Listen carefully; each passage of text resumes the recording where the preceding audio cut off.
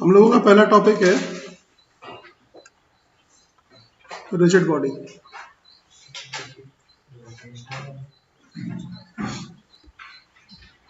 जो rigid body है ना, वो हम किसको बोलते हैं? अगर कोई भी बॉडी है और उसके जो पार्टिकल्स हैं, ये जो पार्टिकल्स हैं, इनका कोई भी रिलेटिव मूवमेंट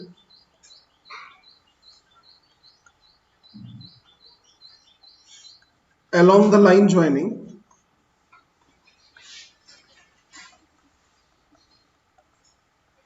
नहीं होना चाहिए। इसका क्या मतलब है सर? इसका मतलब ये है कि जैसे मान लो एक रिजिड बॉडी है और मान लो कि इसका एक्सिस है। अब इस एक्सिस के अबाउट ये बॉडी घूम रही है ओमेगा वेलोसिटी से, और मान लो कि एक पार्टिकल ये है और एक पार्टिकल ये है।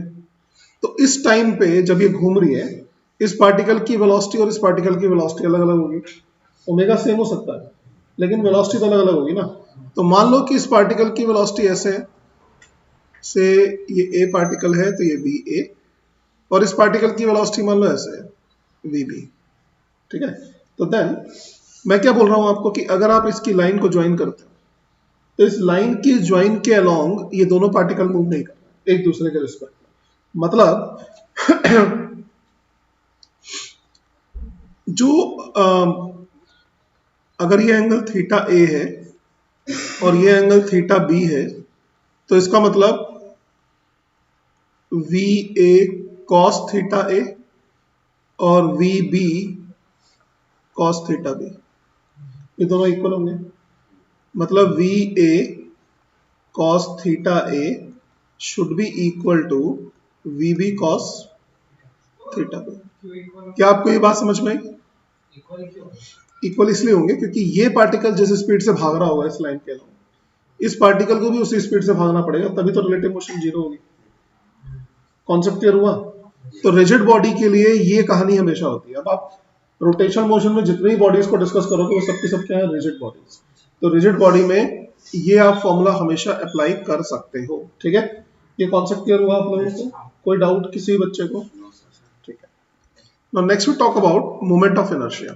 देखो, जब आप मोमेंट ऑफ इनर्शिया के बारे में बात करोगे ना, मैं ये जो अभी मैंने आपको सिखाया उस पर एक तो न्यूमेरिकल भी करा दूंगा, ठीक है, लेकिन थोड़ा पहले मोमेंट ऑफ इनर्शिया की बात करते हैं, उससे आपको थोड़ा ज्यादा टेंशन है, तो मोमेंट ऑफ इनर्शिया की बात करते हैं।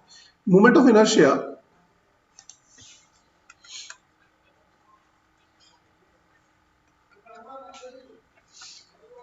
अब मैं आपको थोड़ा सा डिटेल में लेके जा रहा हूं। मोमेंट ऑफ इनर्शिया में हम लोग एक्चुअली डिराइव कैसे करते हैं। तो मोमेंट ऑफ इनर्शिया को डिराइव करने का अगर दो बातें हैं। अगर पार्टिकल सिस्टम है, अगर सिस्टम पार्टिकल्स का बना हुआ है, तो मोमेंट ऑफ इनर्शिया का फॉर्मूला हो जाता है एम आर स्क्वायर, और अगर कई सारे पार्टिकल है तो sigma M R square, M I R I square. ठीक है ना, R is the distance from the axis. ठीक है, लेकिन अगर रिजिड बॉडी सिस्टम है,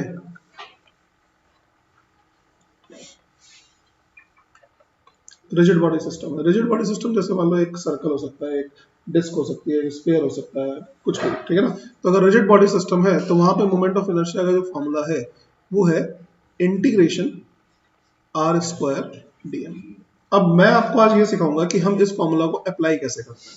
थोड़ा थोड़ा अपने को इंटीग्रेशन भी सीखना है। ठीक है, तो जैसे पहला केस में लेता हूं रॉड का, रॉड।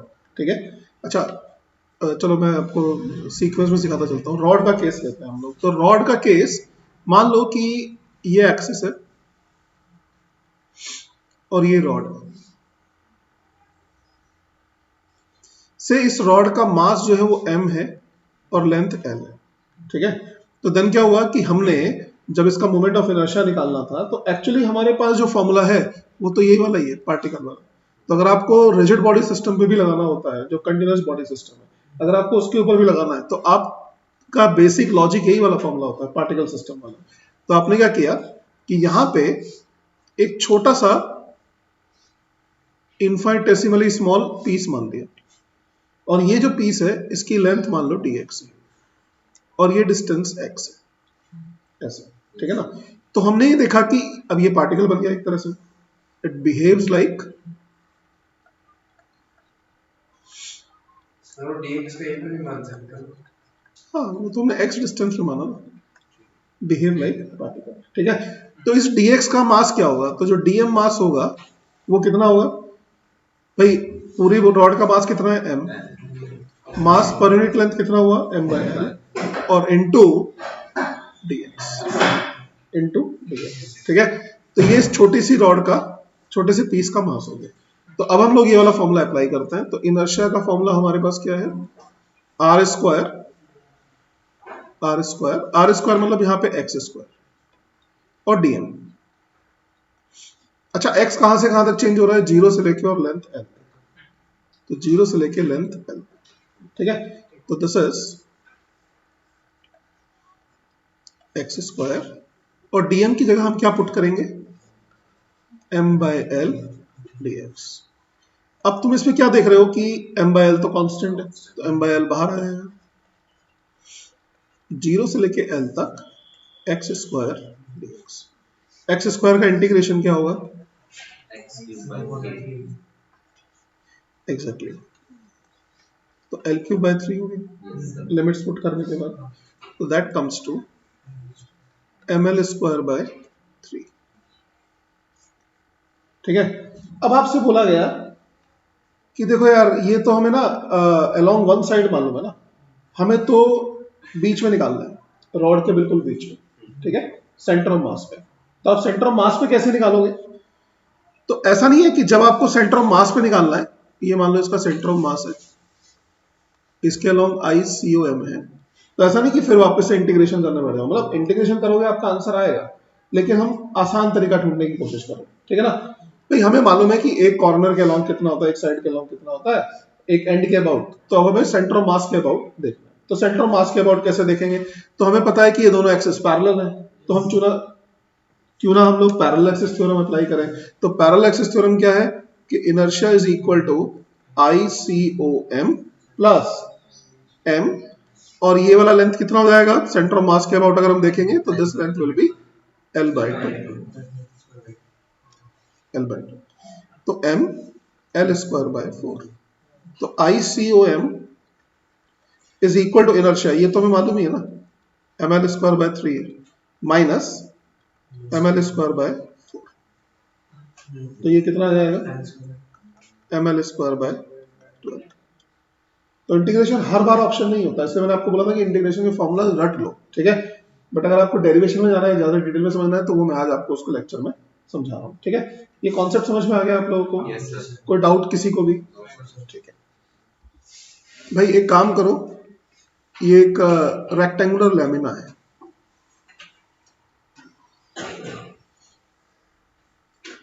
ये साइड A है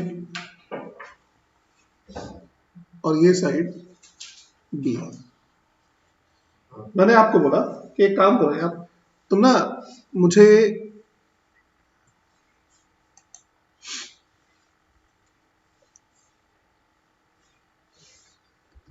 बोला गया कि ये एक एक्सिस है बिल्कुल सेंटर से। ठीक है ना, मतलब प्लेन के अंदर ही है एक्सिस, प्लेन के परपेंडिकुलर नहीं। तो इसके अबाउट मोमेंट ऑफ इनर्शिया निकालो, ओमेगा वेलोसिटी से मान लो अगर ये बॉडी घूमती है तो। ठीक है, खैर किसी भी वेलोसिटी से घूमे, लेकिन मोमेंट ऑफ इनर्शिया निकालना। तो आपने क्या किया?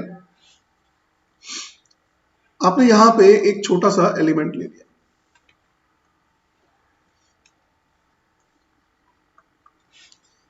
सेम डिस्टेंस x पे और dx विड्थ पे। ठीक है, और हम थोड़ी देर के लिए मान लेते हैं कि इस लैमिना का जो मास है वो m है, और एरिया तो ऑफ कोर्स अपने को मालूम ही है, एरिया इज AB, राइट। तो देन हमने यहाँ पे एक ये ले लिया। अब हमें मालूम है कि अगर कोई भी रॉड होती है हमारे पास, ये एक रॉड ही हो गई ना एक तरह से, तो अगर कोई भी रॉड होती है और अगर मान लो एक एक्सेस यहां से इसके सेंटर से पास होता है, तो उसके अबाउट जब ये रॉड घूमती है, नहीं एक मिनट सॉरी,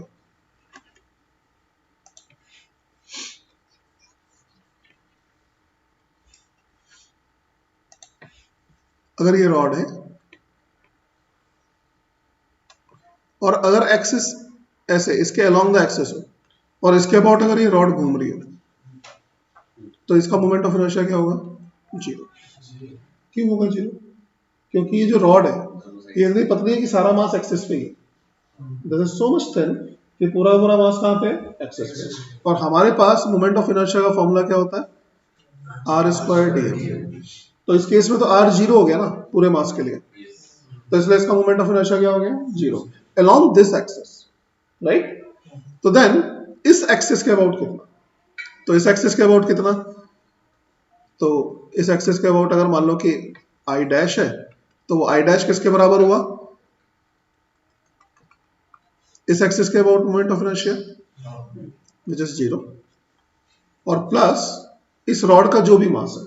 अब इस रॉड का मास हम कैसे निकालेंगे, अब इस बार रॉड के पास, स्ट्रिप के पास पूरा एक एरिया है, ठीक है ना, स्ट्रिप के पास क्या है, एरिया है। तो देन ये पूरे के पूरे लैमिना का एरिया कितना है, ये पूरे के पूरे लैमिना का एरिया है AB, तो per unit mass m upon AB हो गया, राइट, इनटू इस लैमिना, ये जो हमने छोटा सा एलिमेंट माना है इसका एरिया, तो इसका एरिया कितना होगा, 80x, तो ये इसका मास हो गया इनटू एक्स स्क्वायर। समझ में आया आपको मैंने मोमेंट ऑफ इनर्शिया कैसे निकाला? तो ये तो सिर्फ छोटा सा मोमेंट ऑफ इनर्शिया है ना, एक छोटे से स्ट्रिप का। अब मुझे क्या निकालना है, मुझे पूरे के पूरे जो रेक्टेंगुलर लैमिना है उसका पूरे का मोमेंट ऑफ इनर्शिया कैलकुलेट करना है। तो ये कितना आ गया, पहले इसको देखते हैं, a से a खत्म, तो this comes to mx square dx upon b, ठीक है। तो देन जो पूरा मोमेंट ऑफ इनर्शिया हुआ वो कितना हो गया, डी डैश का इंटीग्रेशन, ठीक है ना, छोटे से एलिमेंट को अगर आप इंटीग्रेट कर दोगे पूरे पे तो पूरे का मोमेंट ऑफ इनर्शिया आ जाएगा। लेकिन आप इसको इंटीग्रेट कहां से कहां तक करोगे, चलो देखते हैं, M X square upon B D X, और इसको हम इंटीग्रेट कहां से कहां तक करेंगे, देखो ये हमारा एक्सिस है और ये जो बॉडी है ये माइनस b/2 से शुरू होकर प्लस b/2 तक जा रही है, भाई यहां से शुरू हो रही है ना। अगर आप इसको ओरिजिन मानोगे तो ये पॉइंट क्या हो जाएगा, माइनस b/2, और ये क्या हो जाएगा, b/2, तो ये माइनस b/2 से शुरू होके और कहां तक जा रही है, b/2 तक, ठीक है। तो हमने क्या किया, m अपॉन b को बाहर रखा, इसका इंटीग्रेशन आ गया x³ 3,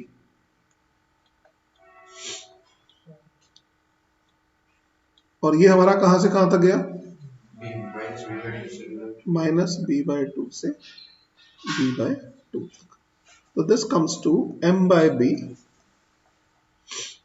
x³, और ये 3 हम बाहर ले लेते हैं, तो x³ यानी कि b³ अपॉन 8 माइनस b³/8। नहीं आया समझ में, सिर्फ लिमिट पुट की है, जब तुम x की जगह पे माइनस b/2 पुट करोगे तो माइनस b³/8 आएगा, ठीक है। ये दोनों मिलके क्या होगा, b³/4, तो ये आंसर आ गया हमारा mb²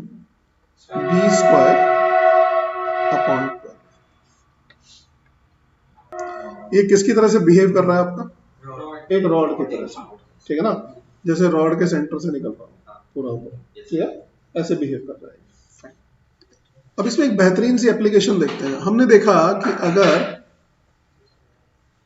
हमारे पास एक स्क्वायर लैमिना हो, square lamina,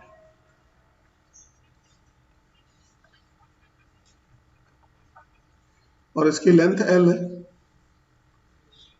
this is also L, ठीक है। और हमने देखा कि अगर हम इस एक्सिस के अबाउट देखते हैं तो मोमेंट ऑफ इनर्शिया कितना आता है,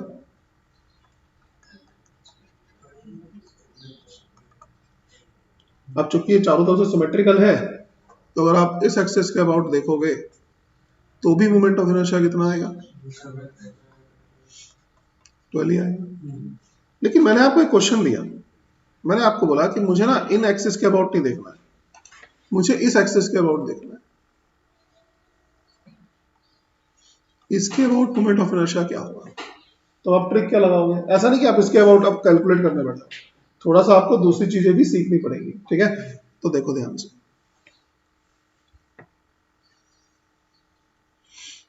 जैसे ये है ना, इस एक्सिस के अबाउट हमने कितना निकाला, ml²/2, इस एक्सिस के अबाउट कितना निकाला, तो इसका जो परपेंडिकुलर एक्सिस होगा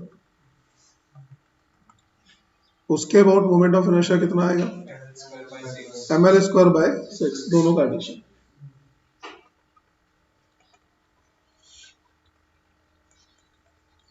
ठीक है, which is ml square by 6। लेकिन सोच के देखो कि अगर मैं दो और परपेंडिकुलर एक्सिस ले लूं, एक ये वाली,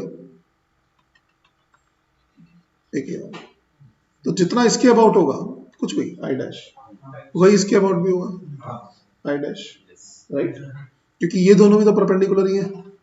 और ये सिर्फ मतलब स्क्वायर के केस में ही है, अगर आप रेक्टेंगल लोगे तो उसके केस में नहीं होगा ये सारी चीजें। ठीक है, ये स्क्वायर के केस में स्पेशलाइज्ड केस है। ठीक है, तो आई डैश और आई डैश होगा, तो इसका मतलब मैं ये बोल सकता हूँ ना कि जो I dash plus I dash है that is also equal to ml square by 6।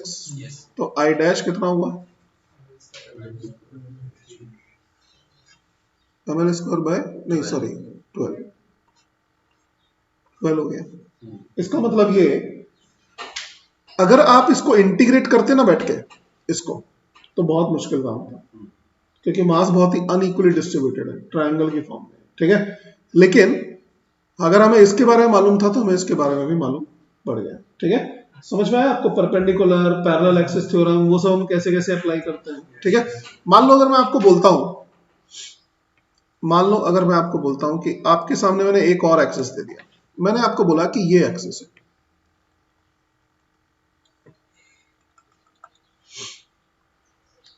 किस एक्सिस के पैरेलल है ये ml स्क्वायर बाय 6। तो इसके अबाउट मोमेंट ऑफ इनर्शिया क्या होगा, तो आप क्या करोगे, इसका डिस्टेंस प्लस कर देंगे। एग्जैक्टली, तो ml square by 6 plus m l square by 4, जो आ गया वो आंसर। ठीक है ना, तो हर बार हर जगह पे आपको इंटीग्रेशन लगाने की जरूरत नहीं। ठीक है, कॉन्सेप्ट समझ में आ गया अच्छे से। ओके, अब मैंने आपको बोला कि एक काम करते हैं, अब हम लोग मोमेंट ऑफ इनर्शिया निकाल रहे हैं सर्कल के केस, सर्कल के केस। तो सर्कल, ये सर्कल है, ये सेंटर है और एक्सेस ऐसे पास हो रहा है। इमेजिन कर पा रहे हो सर्कल के प्लेन के परपेंडिकुलर। ठीक है ना, तो उसके बाद तो हमने क्या किया, वही सेम कहानी, एक छोटा सा एलिमेंट ले लिया, छोटा सा एलिमेंट ले लिया। ठीक है, और मान लो कि इस सर्कल का जो मास है वो m है और रेडियस r है, और ये एंगल छोटा सा एंगल d थीटा है। तो सीधी सी बात है कि एक छोटे से एलिमेंट की तरह से बिहेव करेगा, तो इसका जो मास होगा dm वो कितना होगा, that will be equal to, पूरे का मास m है divided by total circumference which is 2 pi r into इसकी लेंथ।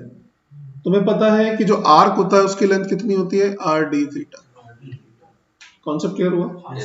तो that means R and R खत्म, तो this is M D theta upon 2 pi, theta is in radian. ठीक है, तो देन अगर हम मोमेंट ऑफ इनर्शिया निकालेंगे तो वो कैसे निकलेगा, R square D M, R square D M. इसके अंदर जो आर है ना वो कांस्टेंट है क्योंकि वो तो रेडियस ऑफ द सर्कल। ठीक है, तो दिस इज आर स्क्वायर और D M is M D theta by 2 pi, और ये थीटा कहां से कहां तक चेंज हो रहा है, 0 से लेके 2 पाई तक। कॉन्सेप्ट क्लियर हुआ, 0 से लेके 2 पाई तक। तो दैट मीन्स इसमें कांस्टेंट क्या है, M R square by 2 pi, और एंगल हुआ 0 से 2 पाई तक डी थीटा, क्योंकि पूरा सर्कल कवर करना है ना। क्लियर हुआ? तो that means M R square by 2 pi, D theta का इंटीग्रेशन थीटा ही होता है 0 से 2 पाई। तो अगर हम इसको रखेंगे तो that will come to moment of inertia is M R square by 2 pi into 2 pi. Answer आ गया M R square. This is moment of inertia of a circle. ठीक है, अब सोच के देखो, अगर मैं तुम्हें एक छोटी सी एक्सरसाइज दे दूं, मैं तुम्हें बोलता हूं कि भाई मेरा मेरा वो कंप्लीट सर्कल नहीं है, बस ये आर्क है एक थीटा एंगल का, हाँ रेडियस आर ही है, मास m है और रेडियस r है, तो इसका मोमेंट ऑफ इनर्शिया बताओ। मान लो मैंने तुम्हें ऐसा बोल दिया, इसका मोमेंट ऑफ इनर्शिया बताओ। देखते हैं इस डेरिवेशन में कहां पे क्या चेंज आएगा, ठीक है, इस डेरिवेशन में कहां पे क्या चेंज आएगा। तो then integration of R square तो आर स्क्वायर ही रहेगा। अच्छा डीएम की बात करते हैं, डीएम मतलब m अपॉन, इसका आर्क लेंथ कितनी है, नॉट 2 पाई, इसकी आर्क लेंथ कितनी है, आर थीटा, आर थीटा। और अगर हम इसमें एक छोटा सा एलिमेंट ले लें डी थीटा पे, तो वो भी आर डी थीटा होगा। नहीं आया समझ, आर से आर खत्म, क्लियर। और ये कहां से कहां तक हो रहा है, 0 से लेके थीटा तक, तो ये आ गया एम आर स्क्वायर। मतलब कोई फर्क नहीं पड़ेगा अगर आप पूरे सर्कल को लोगे या छोटे से सर्कल को लोगे, प्रोवाइडेड कि जो m मास है इस केस में पूरे सर्कल का है, और इस केस में जो m मास है वो किसका है, सिर्फ एक आर्क का। कॉन्सेप्ट क्लियर हुआ आप लोगों को? अब चूंकि हम लोगों को रिंग के बारे में मालूम है, तो अब हम यहां से जा रहे हैं डिस्क पे। डिस्क में और रिंग में क्या फर्क होता है? रिंग में सिर्फ सरकमफ्रेंस में मास डिस्ट्रीब्यूटेड होगा और डिस्क में पूरे में मास डिस्ट्रीब्यूटेड होगा। तो अगर ये डिस्क है, मान लो कि ये डिस्क है, ये डिस्क है और ये इसका एक्सिस है जिसके अबाउट हम बात कर रहे हैं, ठीक है। तो हमने क्या किया, उन्होंने बोला यार हमें डिस्क के बारे में तो नहीं मालूम, डिस्क का मास m है, रेडियस r है। हमने बोला यार डिस्क के बारे में नहीं मालूम, हाँ रिंग के बारे में हमें सब कुछ मालूम है। तो हमने क्या किया, इसके ऊपर एक एलिमेंट ले लिया,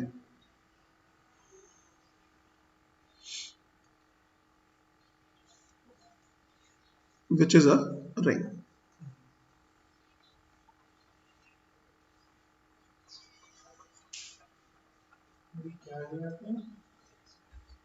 एक एलिमेंट ले लिया which is a ring। नहीं होता नहीं, डिस्क वाला पूरा एकदम बीच में सारा मास डिस्ट्रीब्यूटेड, ठीक है। आगे समझ में? तो ये मान लो कि इस रिंग का रेडियस x और इसकी जो विड्थ है वो dx, क्लियर। तो हम सबसे पहले ये देखते हैं, क्योंकि डिस्क में पूरे एरिया पे मास डिस्ट्रीब्यूटेड है, तो इसका जो मास पर यूनिट एरिया होगा वो कितना होगा, m upon pi R square.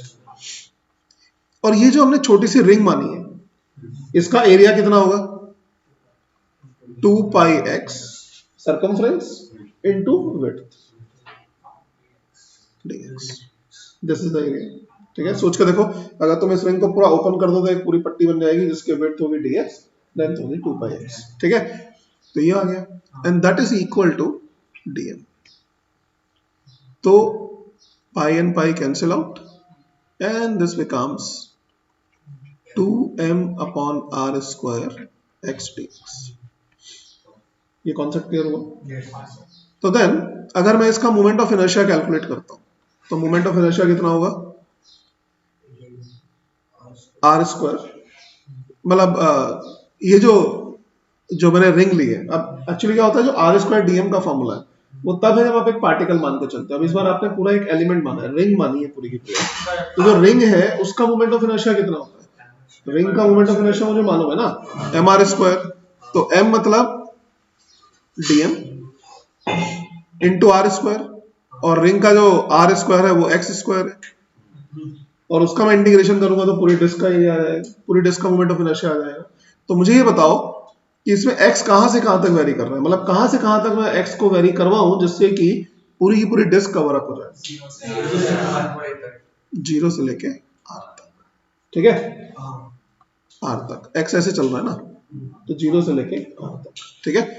तो दैट मीन्स 0 से r, सर वापस बताओ, मतलब जो x है, नहीं वो जो 2m/r² into x dx हमने निकाला मास, हाँ उसके बाद से बताओ, समझ गया। उसके बाद क्या हुआ कि अब मुझे पता है कि जो रिंग है उसका मोमेंट ऑफ इनर्शिया कितना होता है एक्स स्क्वायर इंटू मतलब एम आर स्क्वायर। एम कितना है इस रिंग के केस में डीएम, और आर कितना है एक्स इस रिंग का, ये जो ब्लू कलर के रिंग है, राइट। और एक्स कहां से कहां तक वेरी कर रहा है, रेडियस में, यहां से लेके यहां तक पूरा वेरी करवाऊंगा तो पूरी डिस्क बन जाएगी, ठीक है ना। ओके, तो 0 से लेके आर तक एक्स स्क्वायर, और डीएम, डीएम कितना आया,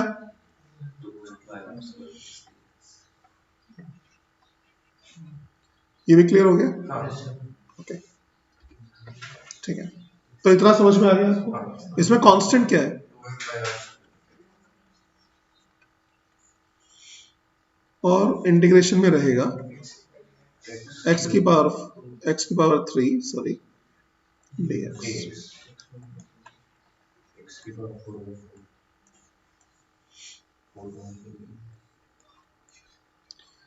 तो इसका इंटीग्रेशन ही करके रख देते हैं डायरेक्ट, विच इज x की पावर 4/4 0 से लेके r तक।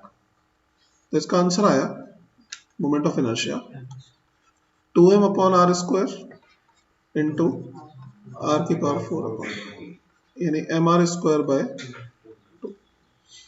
कॉन्सेप्ट क्लियर हुआ, ऐसा आ गया, ठीक है।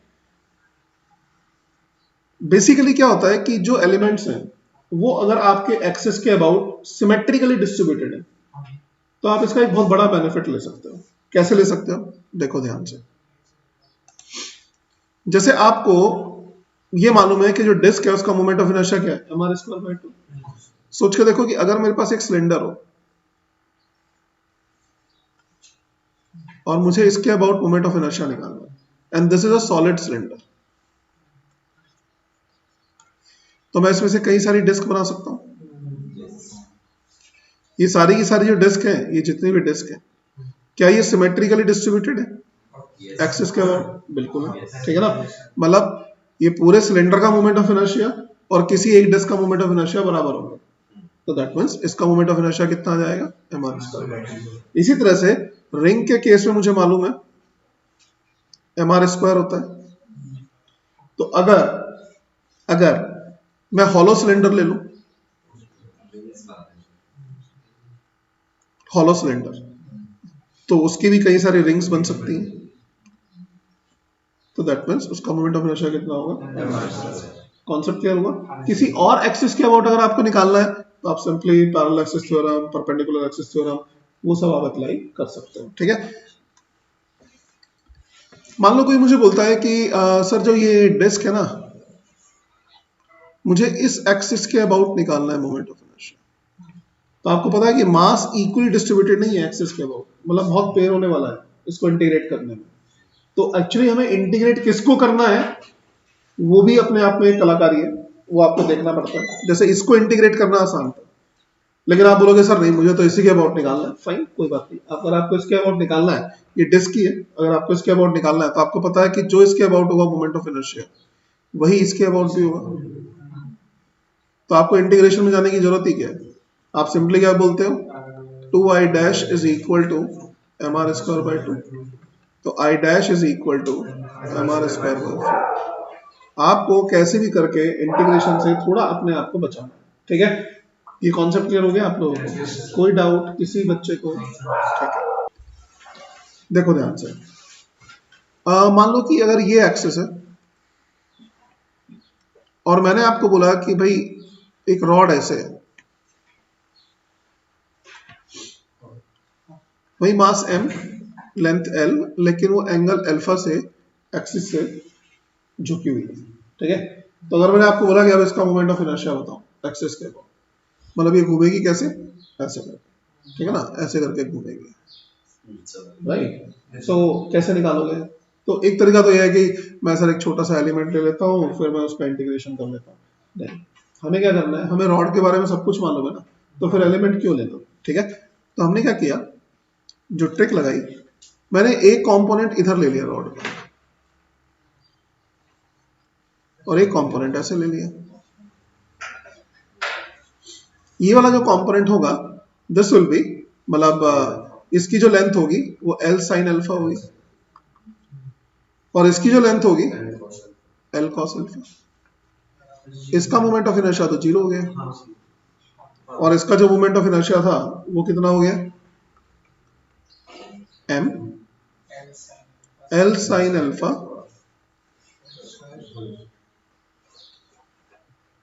ml स्क्वायर बाय 12 बाय 3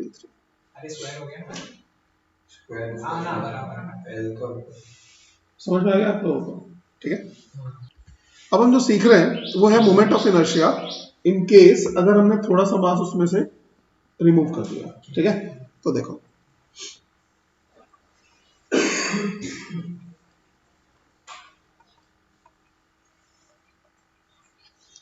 तो इसमें हम नेगेटिव मास कॉन्सेप्ट अप्लाई करेंगे। तो देखो ध्यान से कैसे करेंगे। हमने क्या किया, ये मान लो कि एक डिस्क है जिसका मास m है, रेडियस r, और ये उसका सेंटर है। ठीक है, और इस एक्सिस के अबाउट हम घुमा रहे हैं। अब मैंने क्या किया कि मैंने इसमें से एक मास, एक ये वाली जो डिस्क थी उसको रिमूव कर दिया, और फिर मैंने बोला कि जो बाकी का बचा उसका मोमेंट ऑफ इनर्शिया बताओ। ठीक है, देखना ध्यान से, इस क्वेश्चन को हम लोग कैसे करेंगे। अगर मैं इसको टॉप व्यू से देखूं तो ये ऐसा नजर आएगा,